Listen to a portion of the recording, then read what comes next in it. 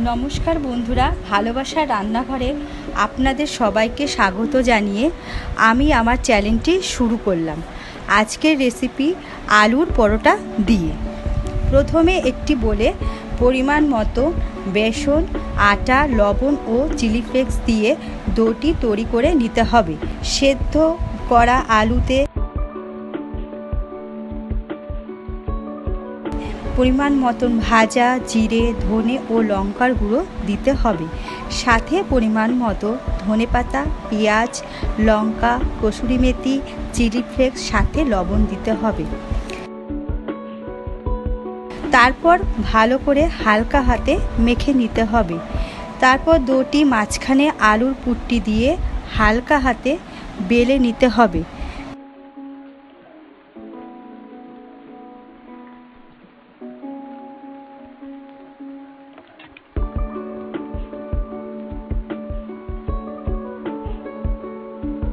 তারপর তাওয়াতে সেঁকে তার উপরে ঘি দিয়ে ভেজে সার্ভ করে দিন আলুর পরোটা।